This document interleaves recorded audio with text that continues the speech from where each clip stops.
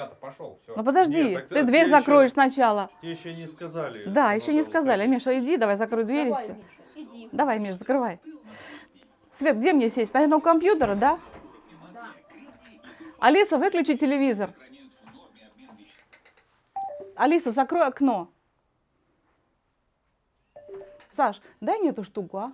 Какую? Пожалуйста. Ну, вот эту. Вот это вот. Да, вот эту, дай журнал мне. или как? Да. Это ж тазик какой-то. Ну, типа того. Так, куда Давай, ты её? сюда иди сюда. Тихо, тихо. Тихо. Не пугай Это людей. ж тазик. Тазик, да. О. Все, ну давай уже закрывай, что ты там жужжишь? Так, а мне уже можно входить? Да, скажи до свидания и До уходи. свидания. Так, ну что, здравствуйте. Как вы догадались, с вами Светлана Цветкова. И в руках у меня музыкальный инструмент. Хоть Саша и называла его тазиком, это не тазик. Это язычковый барабан, танк-драм или глюкофон по-русски.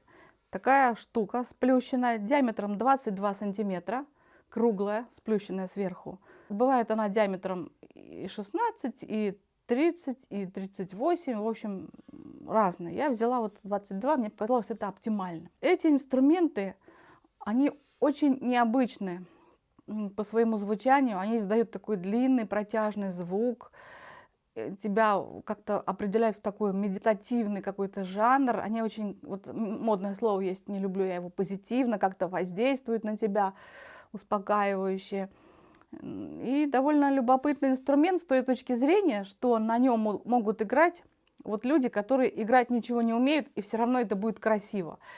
Это, в общем-то, полезно, мне кажется, всем развивать свое такое эстетическое такое отношение к звуку, к окружающему. Вот, любое воздействие на этот инструмент, оно производит такие чудесные совершенно вещи. Значит, глюкофоны, они бывают разных строев, там в до, в соль, там, ну я не знаю, разные-разные, астрал, там и еще так далее. Ноты у него часто не расположены в каком-то порядке, как на фортепиано, поэтому нет смысла пытаться, особенно без зрения, сыграть на нем что-то такое известное. Вот я даже такой задачи себе не ставлю, потому что, ну, известное можно сыграть на других инструментах. А тут музыка получается каждый раз разная, каждый раз необычная. И, в общем-то, можно, конечно, сыграть какую-то фигуру определенную, и даже без зрения у меня это получается, если я задаюсь целью, я играю определенные последовательности, которые мне нужны. Но задачи такой у меня нет. Этот глюкофон, он двух строев, аж двух, он двухсторонний. Вот его одна сторона, и вот другая сторона тоже озвученная. На его поверхности мы тактильно видим такие овальные язычки, но они действительно по форме как язычки, одни побольше, другие поменьше. И вот зоны, это в общем-то, его звучащие зоны. Хотя, в принципе, у этого инструмента звучит все. И сама вот эта дека, что называется, и вот язычки, ну просто разные звуки издает. Но игровые зоны — это именно вот эти прорези, вот эти язычки. Один строй у меня до мажор, более-менее чистый, а второй до минор с фа диезом где-то вверху. Сейчас я, наконец, уже что-нибудь издам. Так. Я его сориентирую так, чтобы у меня до была вверху, вот так вот, от меня. Играет на нем. Его надо на что-то мягкое положить. Вот, например, на коленях это оптимально. Так расположить, чтобы все ноты хорошо звучали. Играет на нем и руками, и такими мягкими палочками с круглыми такими мягкими штучками. Вот ноты я попытаюсь подряд сначала сыграть. Видите, как долго держится звук и сколько в нем обертонов. Это подряд я играю справа, как бы слева направо. Видите, до, сразу си идет, ре, до второй октавы, так, ми, ре, фа, ми второй октавы, соль, ля. Да, все вот так вот. И, собственно, вот можно потихонечку.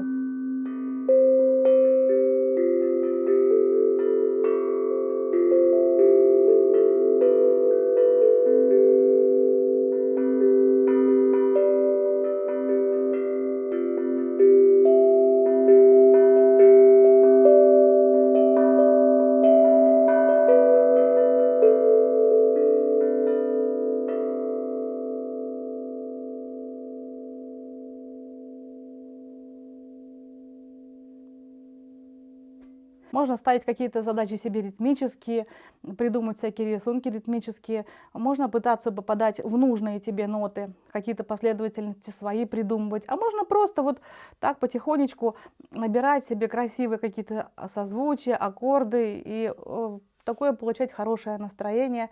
Но этот инструмент, он, мне кажется, хорошо подходит к оформлению каких-то театральных представлений, какие-то проекты подходят в такие вот, ну, необычные. Вторая сторона, это была до мажор чистая. Вторая, вот она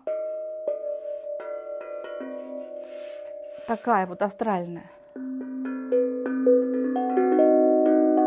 Видите, тут нет чистого до мажора. Вот тут-то есть.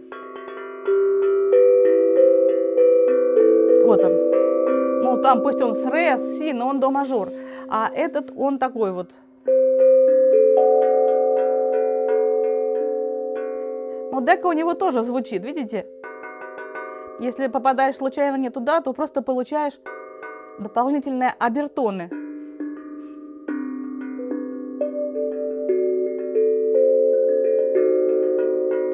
Вот. Они бывают с разным количеством язычков, и 8, и 10, тут вот, по-моему, 10. Бывает и больше, но чем больше язычков, тем сложнее его, конечно, согласовать. Его ведь довольно сложно сделать, я так думаю. Ну, в общем, много, конечно, у нас обзоров, на них можно посмотреть более подробно, как-то все это для себя выяснить. Ну, вот сталь вот эта вот, из которой он сделан, но она, мне кажется, чем толще, тем он больше будет звучать, тем он будет лучше резонировать. Его можно поставить так вот вертикально и попытаться сыграть во всех двух строях.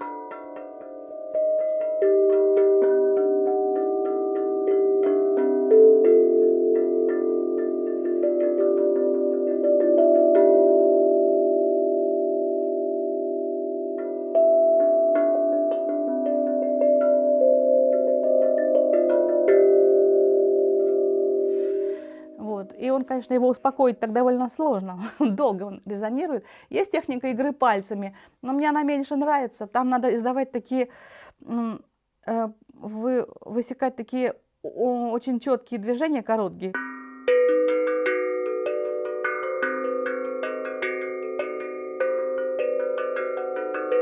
Свободными руками и свободными пальцами.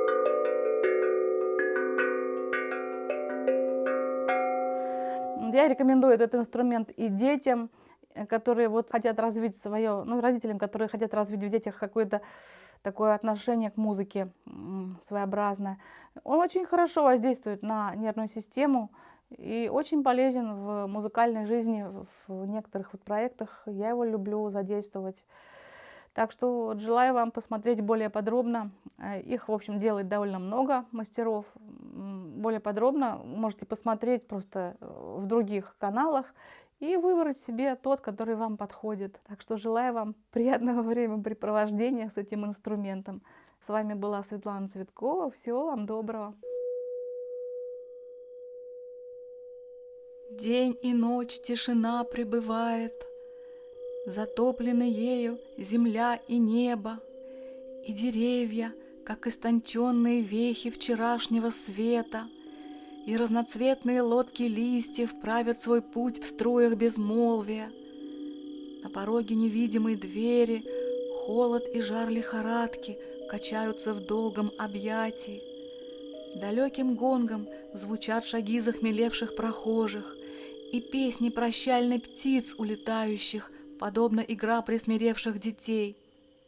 Где-то у самой границы дневного сознания, в короне сверкающих слез, возникает твой голос, неслышный плач тишины.